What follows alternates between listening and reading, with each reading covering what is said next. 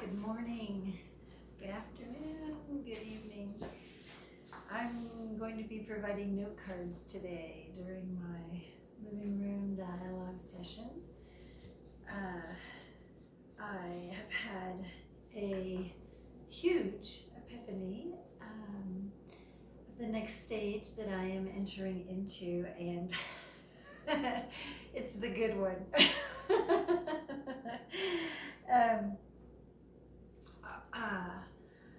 Throughout this entire journey, my environment will give me messages. I'll see signs on vehicles or license plates, or a word will stand out in a sign. And that is one way that God will speak to me. It's also a way that I can be deceived by spirits. However, it's all part of the learning process of spiritual information. How do you get information? Well, if I don't get information telepathically told to me, and I'm not in direct communication with divine, then I read signs in my environment. However, each stage of learning comes to an end, and then the next cycle begins. So I will see all of these different signs, from the birds, wildlife, to vehicles, to other signs, to people. Sometimes I would be in a store and I would hear some people talking, and they would say something like, I was so surprised to get that in the mail. And then lo and behold, I will get something in the mail that I was not expecting, and it was a surprise. So all of that has been a part of my learning curve, if you will, along this path of awakened Kundalini. And at the end of each stage, there is like an inundation, and it usually becomes negative. Just like when it's time for a guide to leave, they usually become repulsive to me in some way, whether they are mean or they become sick, and or the goodness that we had experienced together starts to diminish. And that is truly how it has been throughout this entire process, where when that learning curve is ending, it starts to diminish. So let's use that same example. I'll hear some people in the store, and they say something about, oh, I got something in the mail, and then it'll be something bad in the mail. And so then I have to stop listening to guidance in that manner. So I actually started putting earplugs in so that I would not hear people in the stores, and that silenced them, so that now their input is just simply them talking.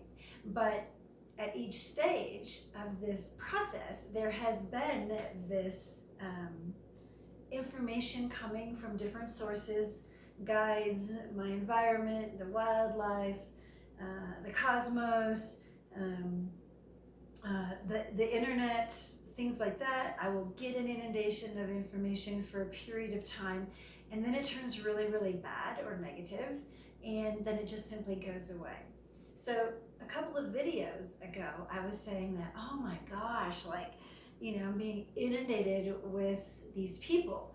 In that video, I was speaking specifically of the former parent figure. However, it wasn't just her. It would be anyone in my previous incarnated life. Old school friends, a best friend from high school, different family members. Suddenly, for days in a row, everything would be about them. But it wouldn't be about the things that happened in our life. They would just simply start showing up everywhere I went. I go to the grocery store, to buy some food, and there's that person. I go to the gas station to put fuel in my vehicle, there's that person again. And it was just like, oh, geez, makes one feel psychotic sometimes. But I just simply go, thanks, and goodbye. I haven't talked to a high school friend for like 30 years, and not 30 years, 20 years or whatever. And now suddenly, you're in my entire environment, and it can be really overwhelming. And that goes for everyone.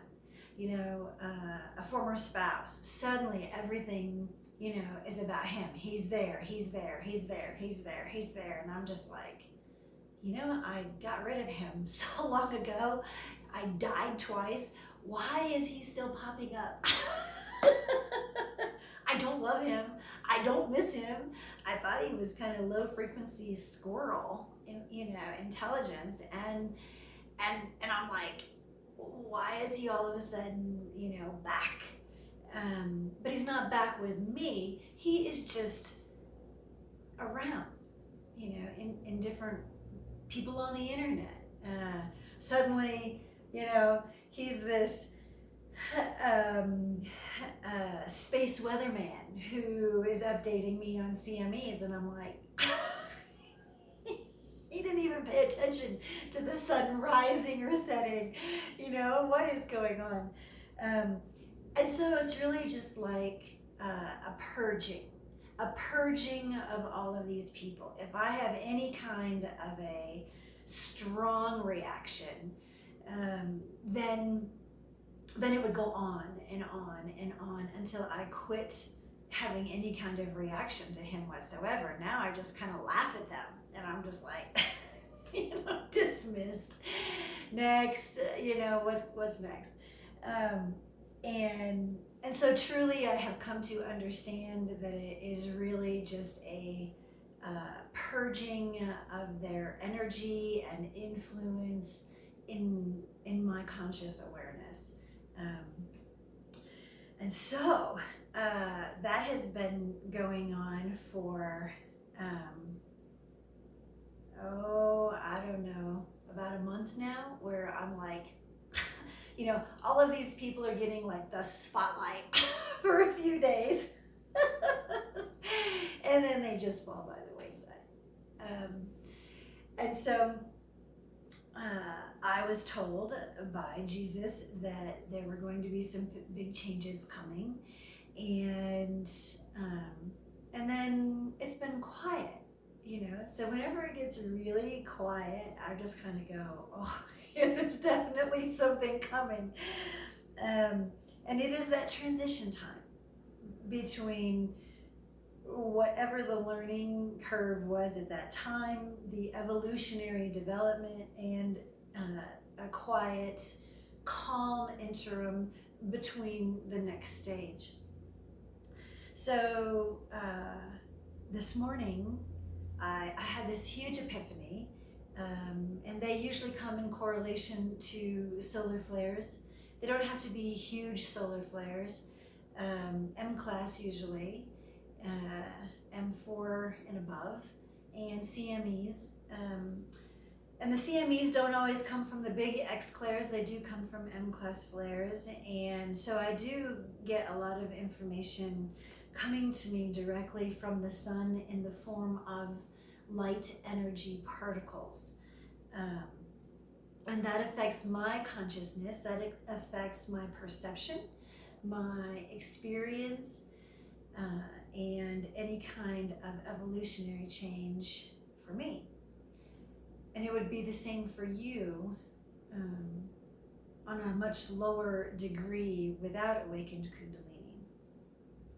So today, this morning, I was awakened early, and I just had this inundation of information. I was trying to go on the websites and get some pictures to help explain it. And this, you may not understand. Some of you may understand parts of it, And one day when you awaken Kundalini, it will become your life. So, you are a particle of light. In the purest and simplest form, you are a little tiny quantum particle of light. And when your parents have sex and the egg is encoded with specific information and the sperm is encoded with specific information, when they meet, boom, there is a spark of light. And that is when you, as a particle of light, literally come down through the ethos, come down through the sky, and enter into that egg, that fertilized egg. And the egg starts to multiply and divide, multiply and divide, multiply and divide, until it forms a fetus. And then the fetus will grow in the mother's womb, and you become a baby. You become a physical being. And when you are born into this world, you take in your very first breath of life. Prior to that, you are not alive. You are not alive separate from your mother. But once you are born and you take in the breath of life, then you now are a physical separate being in the physical creation. And inside of you is that spark, which is your spirit. That spark of light, which is your spirit. I'm referencing my heart just because it's a loving act of creation. However, the spark is actually dormant in your root chakra. Not quite as gloriously glamorous as a heart, but and then you live your life. You grow, you learn your environment, your family, your government, your religions, your spirituality, your own memories.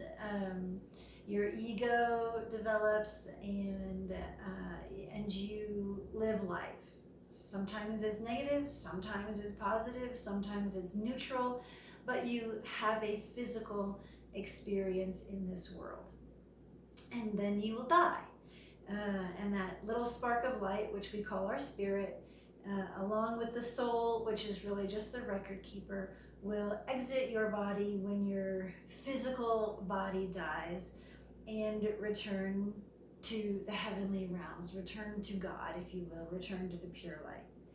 And this will happen hundreds, if not thousands of times over and over in reincarnation. And each time you will follow that same process. When the very first, very powerful guide that I was with took me through soul or spirit regression, I actually went back through those stages. So the spark is there. The spark of life is there. If you get rid of the fetus, then it simply returns to the divine realm, the heavenly realms, waiting to recycle again. But a fetus is not able to survive outside of the mother's womb without medical intervention until 8 or 9 months. So ultimately the end of 9 months would be the full development. So you live your life, you do this over and over and over again. You may incarnate as a woman, you may incarnate as a man, you may incarnate in different nationalities throughout time, throughout a specific set period of time, which generally is going to be somewhere about 26,000 years. You will incarnate and live over and over and over. Sometimes you may incarnate rather quickly, and other times you may be delayed in reincarnating for hundreds of years, something like that. So, in your last and final physical incarnation, you will awaken Kundalini.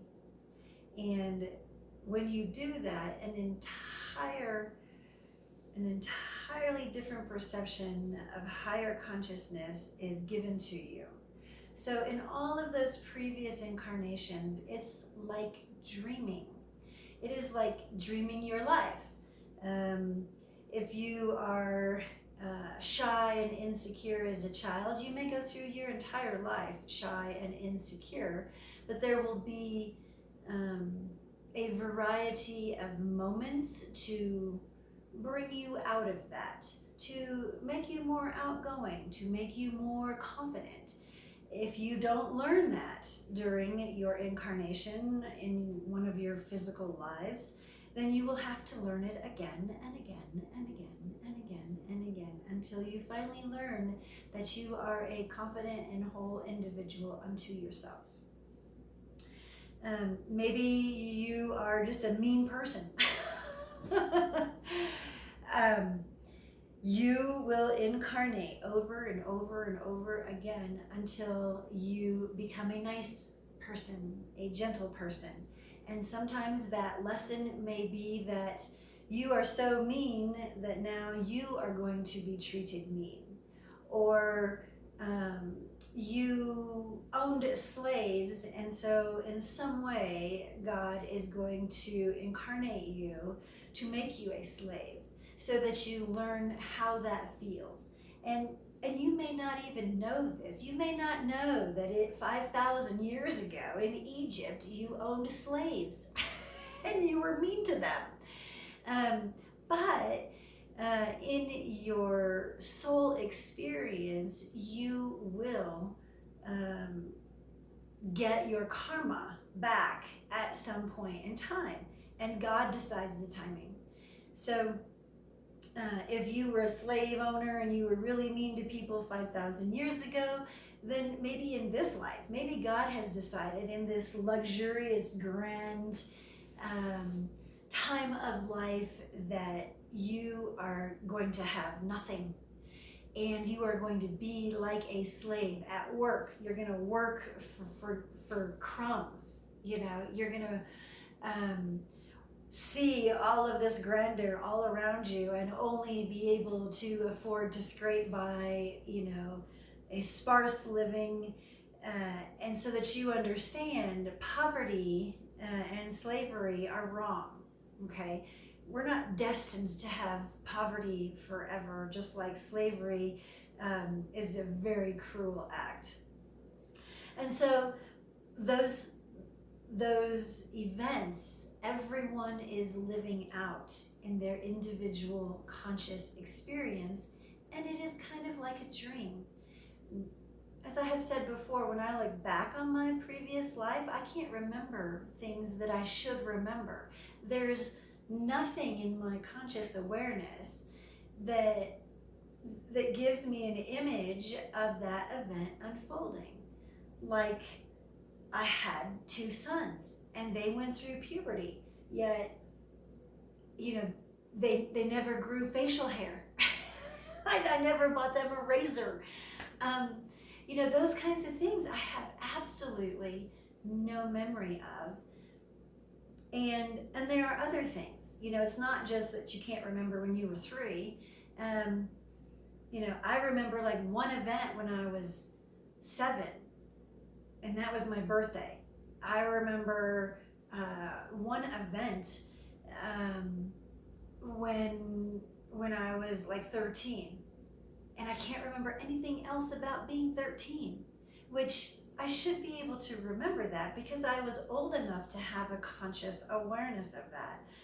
But because it was a dreamlike state of consciousness, and everyone who has not awakened Kundalini is in this dreamlike state of consciousness, you are in essence experiencing life lessons, soul, spirit lessons, but you are also starting to create a blueprint of what your future life is going to be like after your physical life.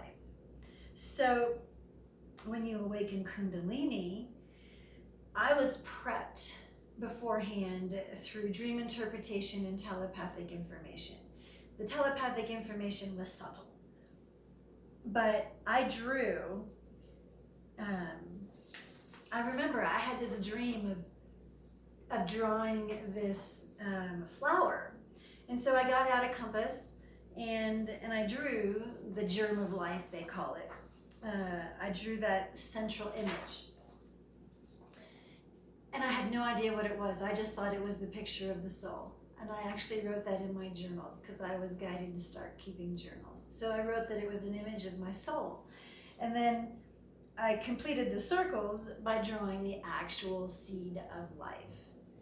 And I had no idea what any of this stuff was. I was not into Egypt anything. I was not into soul anything. I was not into numerology, astrology. Yeah, once in a while. I'm an Aquarius, so what is my horoscope for the day? That was the depth of my astrological connection. So all of this stuff was taught to me primarily through dream interpretation and then telepathic experiences and just a very gradual unfolding of information prior to awakening Kundalini. And then, of course, you have the flower of life, which is the full image. So when you look at a full image of the flower of life, you can see the seed of life in it. And that would be basically the blueprint of the universe, which is going to be your universe. So that started to happen as I was beginning meditation. I had never even really heard of meditation before, except some monks over, in Tibet meditated, but I had never done any of that until all of this started to happen back in 2004 is when I first had the image of Jesus, but the real impact of it really wasn't until like 2007, 2008, and then 2009 is when, November of 2009 is when I actually felt the first stirrings of awakened Kundalini, when it started to spiral. And so I was still, living a normal life. I had not died yet. I was still learning information, but there were a lot of changes. I left a lot of people in my life, relationships and things like that, and I started shifting towards more holistic practices. I became vegetarian in 2008. The whole dynamic really started to shift as I was being prepped to awaken Kundalini, and then with the awakening of Kundalini. So I did start to learn a little bit about Egyptian religion, Egyptian practices, Egyptian beliefs, and I started to learn about the constellations and their myths, and all of this information started to become a focus of mine, to where I was no longer interested in regular life. I did not have a job. I kept trying to get a job, but I was not. I had a small amount of money that I could live off of, a small retirement, but I just was, even when I got a job, then suddenly I would say, oh, can't take that job. and I wouldn't take the job. But then I would have a guide come to me and say something like, hey, you want to go travel? I'll, basically pay for most everything, and you can just contribute to the food. And that guide came to me as a person, a little bit quirky, but as a person, and started teaching me more and more holistic spirituality information as I was helping him and like traveling, to California to help him clean out the house he sold or something. And along the way, I am getting all of this other spiritual information. Um, so the seed of life, the flower of life, is a geometric pattern that is supposed to explain the universe. And it does explain the universe once you are given eyes to see just how it does that, which is completely divinely miraculous. But what I did not know at the time was that I was actually being moved to start creating these patterns in my physical life. So I may go over here and come back. And then I may go over there and come back. And I may, the patterns of which I moved in my daily life became the movement of the seed of life, which eventually blossoms into the flower of life. And when I fell into the underworld, into myself, into another realm, which I have described in previous early videos, it was awful. And then life changed completely, and my entire view changed completely. When I fell, suddenly I was in another world. I came from Colorado Springs in Colorado, and the south side was prostitutes, hotels by the hour, big drugs, big slums, except for over by the Broadmoor. But everything else was just, awful.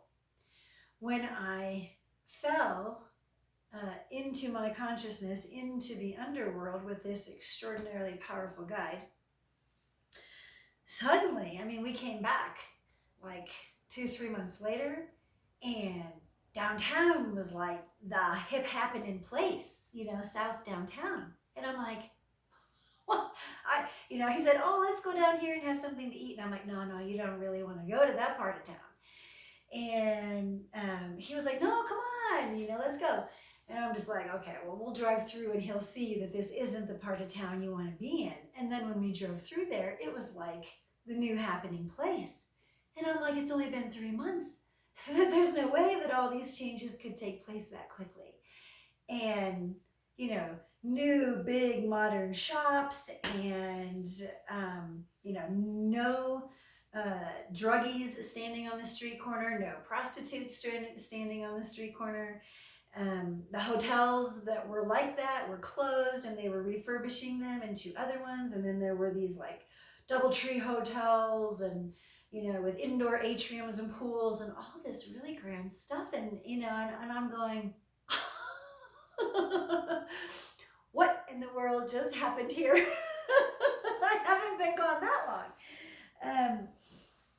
And so I was beside myself. So then we started driving places, right? And everything was basically the opposite of what I had known. And I'm like, another place, Trinidad, Colorado, at the very southern border. It had like, one gas station. I think it had one little like local grocery store, and the rest of it were like bars and a post office. And that was the whole town. It was like nothing, right? Like it was, it maybe had 300 people in the whole town.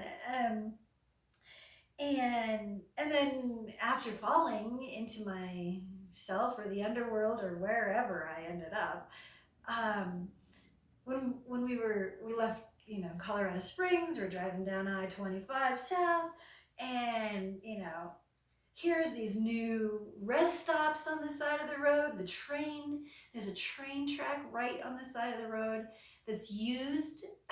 It wasn't just, old for transporting coal or something.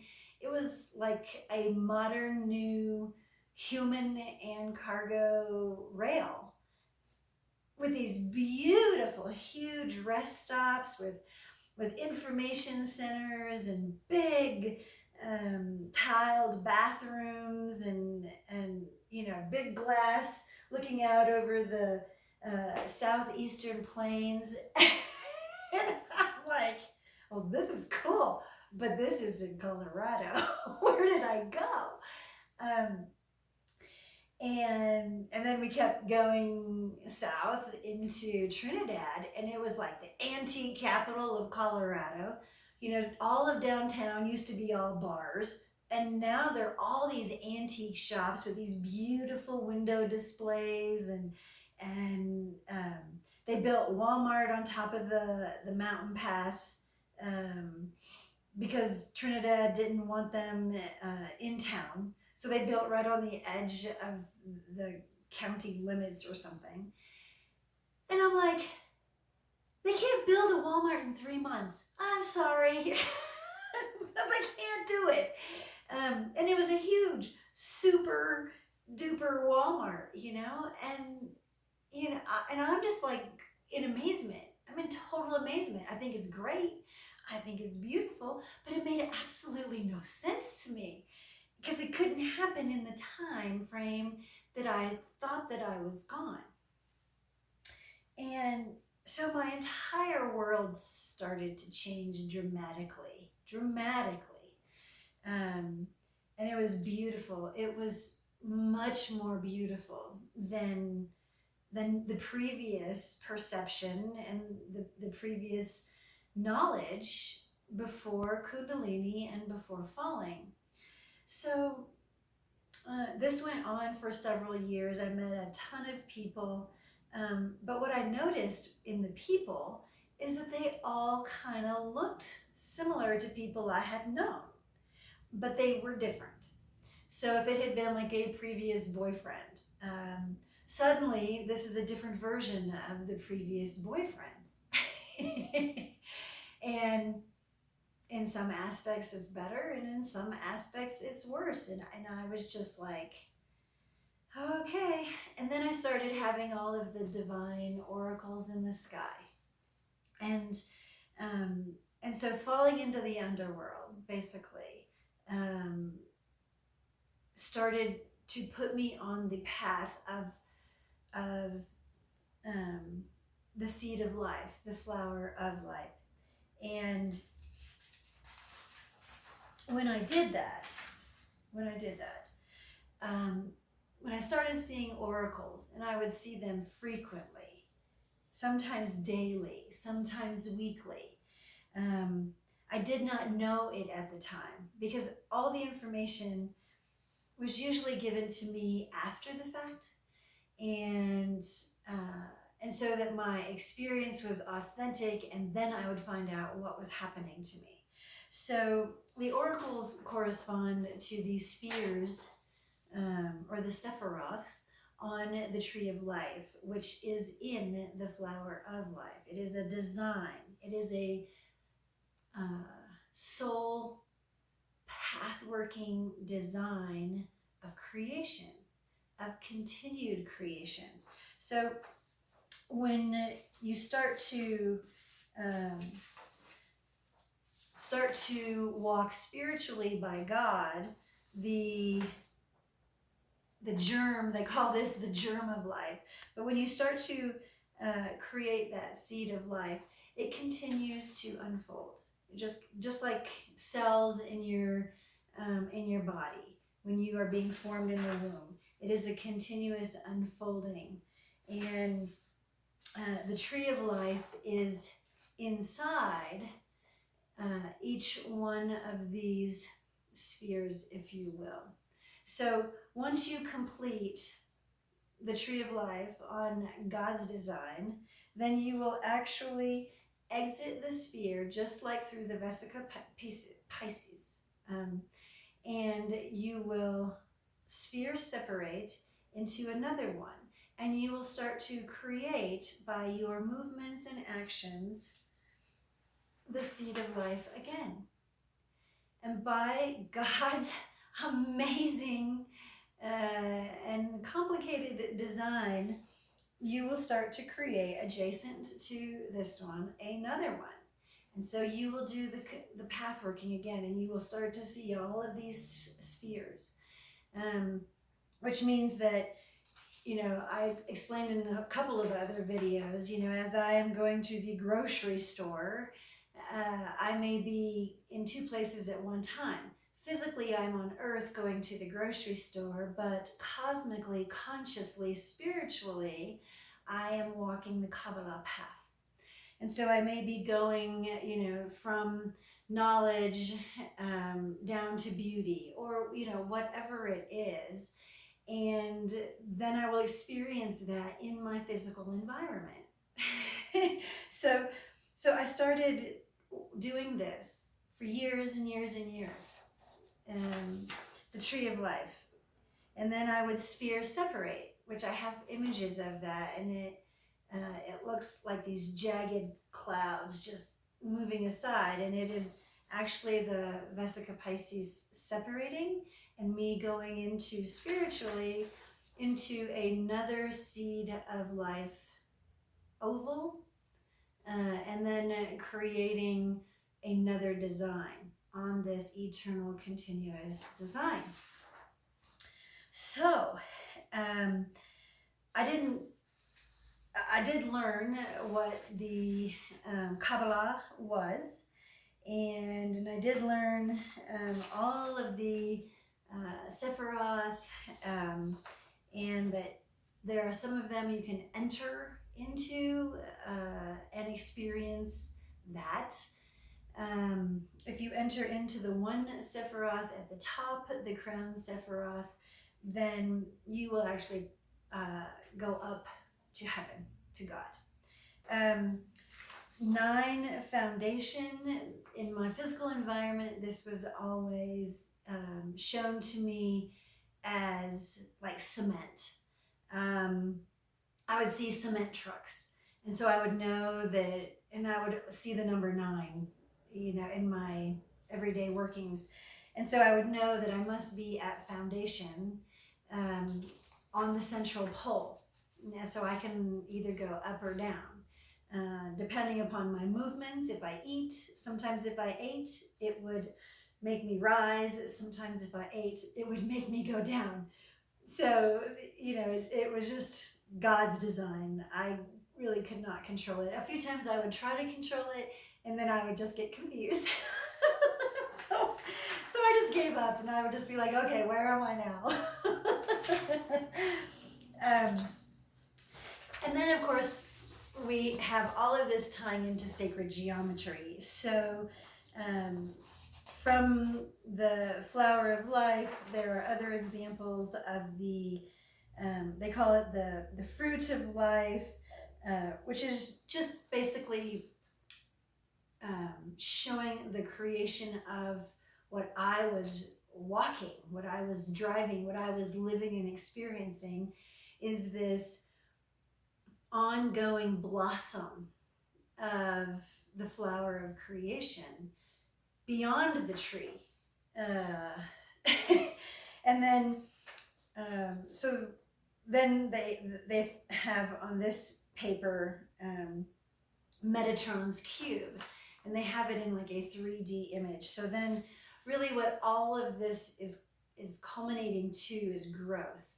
So once you awaken Kundalini, you will fall into the underworld, and you will start to grow. You will start to design, by God's power, the flower of life, which blossoms into the tree of life. You will walk the Kabbalah path for years. And then you will sphere separate, and you'll be told to wait and allow that sphere separation to begin, and then you can move to start to develop and grow the new tree of life. So all of these geometric patterns are tied to sacred geometry. And a lot of people in the metaphysical world, and even in the scientific world, what I have been experiencing, are really interested, like in the pyramids, the sacred geometry of the pyramids. What do they really mean? And then, of course, we have the star tetrahedron, which is also known as the Jewish Star of David. This geometric design has been known or associated with protection and ascension. And so, as you saw me spinning the Merkaba in a couple of other videos, it is the counter-rotating, the geometric design, the sacred geometry is a star tetrahedron, but you can see the upward and downward facing triangles of sacred geometry. So when you would see me spin, my upper body is going in one direction while my lower torso is being moved the opposite. So those counter-rotating energies is actually the Merkaba spin. And what does it do? It makes me fly. So it is associated with flight. And it is the vehicle of flight. It is what makes me physically and consciously move through space and time without, a gallon of gas on my hip, which NASA has to put thousands of gallons of fuel to get rockets in the air, and I am just self-propelled through the power of God. So other stages of growth and experience, both consciously and physically, as it relates to sacred geometry, would be like the dodecahedron, the iconocedron, all of those designs. And you can look these up. If you look up sacred geometry, there's a wealth of it on the internet. But Metatron's cube is actually made up of all of these other shapes: the iconocedron, dodecahedron, octahedron, the star tetrahedron, and you will have Metatron's cube, which is supposed to be this angelic divine being. This is just another image of, I don't know if you can see it very well, but it's really just the stages. So in your physical world, you have your stages of life, going from cells multiplying and dividing into birth, into your tree of life, which is your human anatomy, and then continuing the evolution to the core. And that is also correlated to your conscious enlightenment. So once you awaken Kundalini, these stages change from physical, absolute physical, to physical and spiritual and mental. And you become aware of all of those happening at the same time. So in the videos where I said my body had to be enhanced to spin the Merkaba, the neck muscles were strengthened. And of course, the neck muscles correlate to the shoulder muscles and the back muscles and your front muscles. So that when my head was turning side to side, and when it goes so fast, so I don't get hurt. Kind of like a woodpecker with its tongue that goes around its brain to protect the brain. My neck muscles had to be altered and strengthened. And that was not done by me doing exercises. It was just an enhancement of this process, along with other anatomical body parts and an alteration to my DNA. So my spine physically has been altered for it to expand and contract. And that allows me to quantum move if I need to. So the divine God, will tell me, what's going to happen. And then my body will be forced into like a severe arch, and it expands my spinal column. So it's like an accordion. So my spine will stretch and elongate, and that will allow me to quantum move through space and time according to God's will.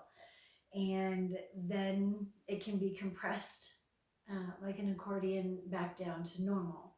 So it isn't just the DNA, it is the actual spinal column. My body will stretch and contract according to God's will.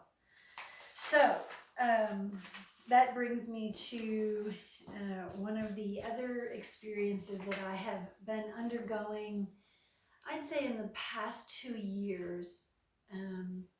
Everything is about an eye, and I'm thinking, okay, the Egyptian eye.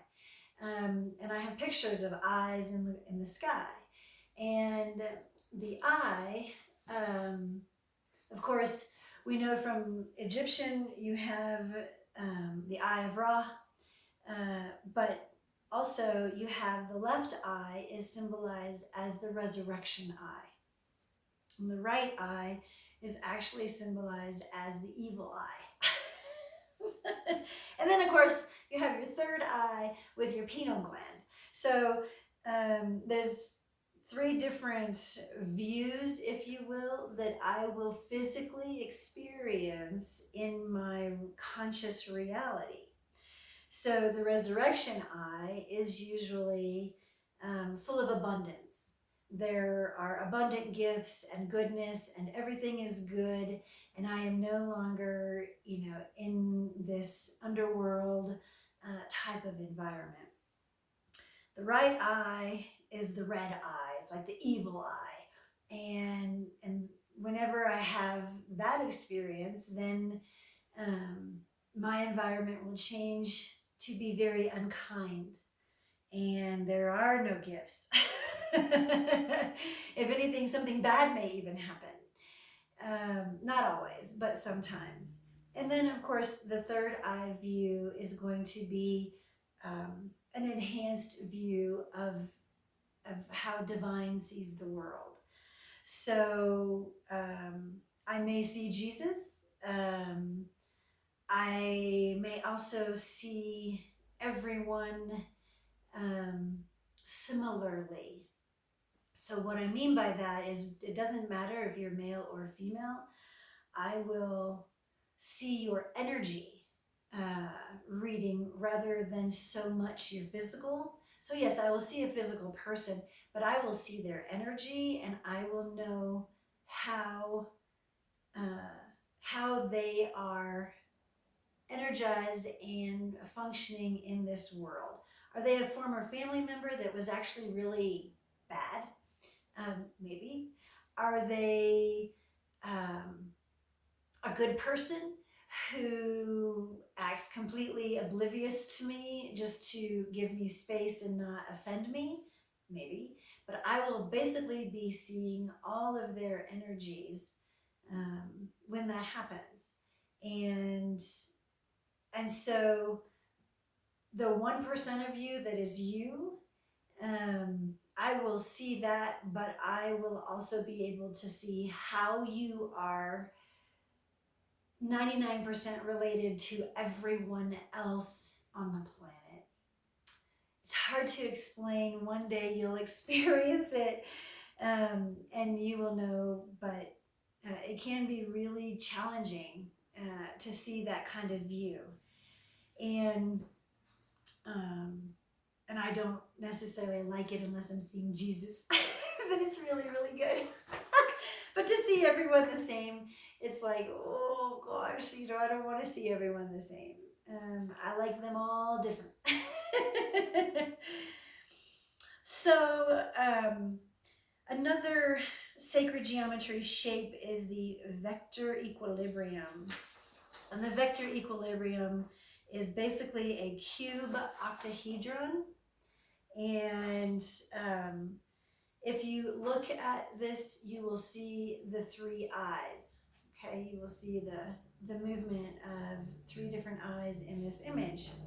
And this is actually spiritually supposed to signify a perfected condition, the matrix, quantum movement, balance and harmony of opposites. And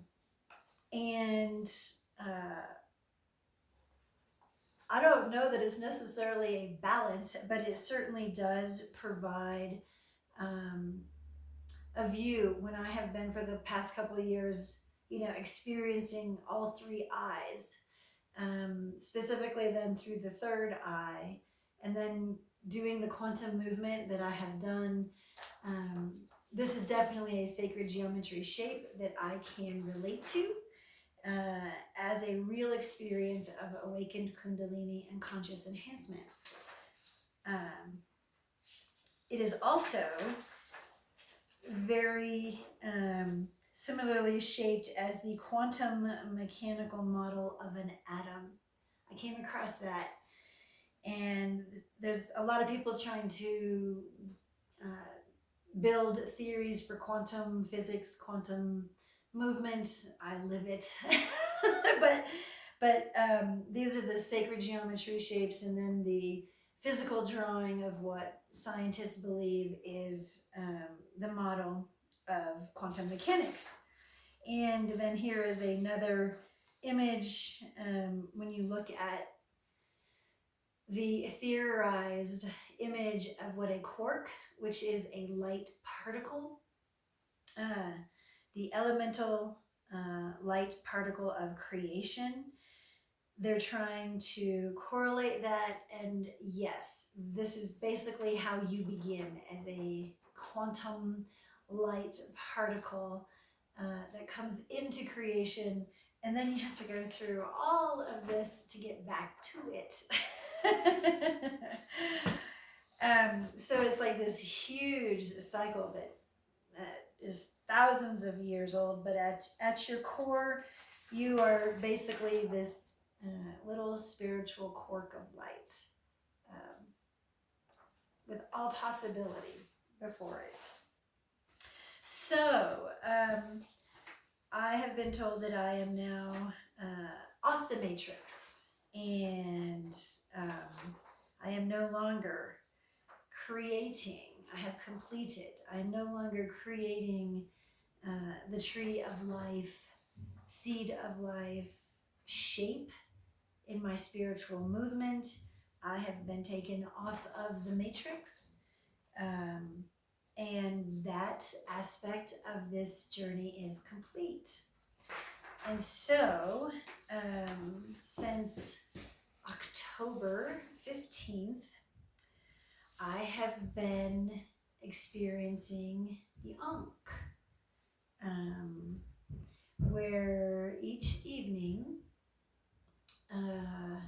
I am stimulated by the solar plexus thumping, and then to push down like giving birth, and energy rises from my root chakra, and it goes up through the core of my body, up over to my 8th chakra, the soul chakra, about a foot above your head, and it loops down and comes back down, and it does that 4 times. And so each time is like a push, an energetic push, and it does that 4 times every single night since October 15th.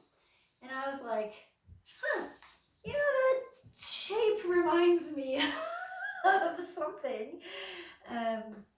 And it reminded me of the Ankh. So I started to look up the Ankh online, and I found just a plethora of information. They all kind of say the same thing. It's the key of life. But I did find Zach Corwin, Corwin on YouTube. He actually drew the Ankh, and he drew it how the Egyptians might have seen it in the flower of life, the seed of life. So Zach, Z-A-K, K-O-R-W-I-N, Zach Corwin, on YouTube has a picture of how to draw a ankh from the seed of life. And it is a sign of immortality. The Romans had their Latin equivalent of a crux ansata, which meant a handle-shaped cross. But this is basically a picture of the ankh within the tree of life, flower of life, seed of life, pattern of creation.